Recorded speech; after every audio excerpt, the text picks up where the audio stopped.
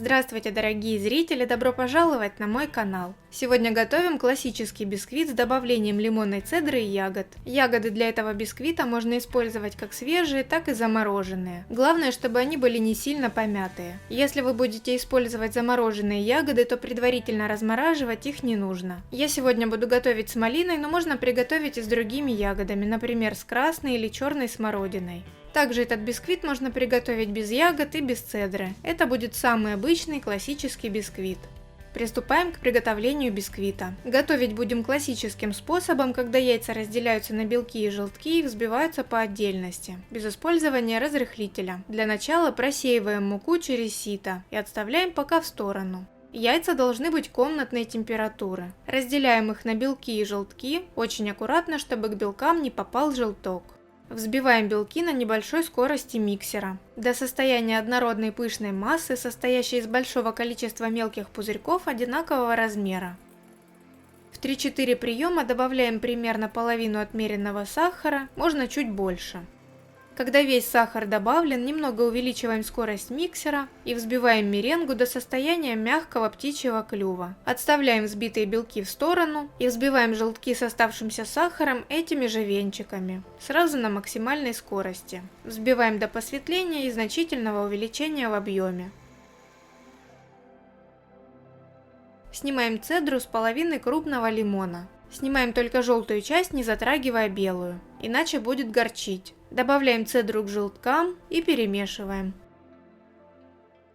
Соединяем взбитые белки с желтками и перемешиваем силиконовой лопаткой в одном направлении. На данном этапе доводить до полной однородности не обязательно.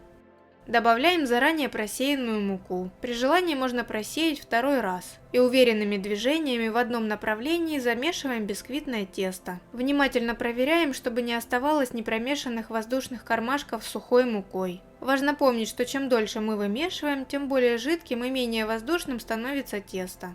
И теперь самое время добавить малину или другие ягоды на ваш выбор.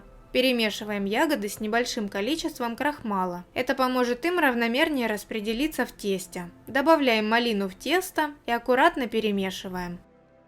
Я буду выпекать в 2 кольцах диаметром 18 см. Готовность бисквитов проверяем деревянной шпажкой.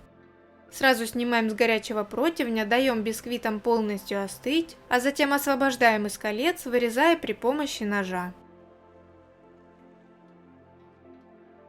Теперь бисквиты нужно завернуть в пищевую пленку или в пакет и убрать в холод минимум на 2-3 часа. Если есть возможность, то лучше дать бисквитам провести в холодильнике ночь. После чего каждый бисквит можно будет разрезать на 2 коржа и собрать вкуснейший тортик из 4 коржей. Но не обязательно готовить, как я, в 2 кольцах. Можно испечь в одном кольце, а затем аккуратно разрезать его на 3-4 тонких коржа. Или как вариант, можно испечь тонкий бисквит на противне. В этом случае нужно будет сократить время выпечки приблизительно до 10-15 минут, в зависимости от вашей духовки. Этот нежнейший бисквит можно использовать во многих тортах. Учитывайте, что он требует пропитки, иначе тортик будет суховат. В качестве прослойки можно добавить любое ягодное конфи и ваш любимый крем. Большой выбор кремов для тортов смотрите в плейлисте на моем канале. Ссылка на экране и в описании.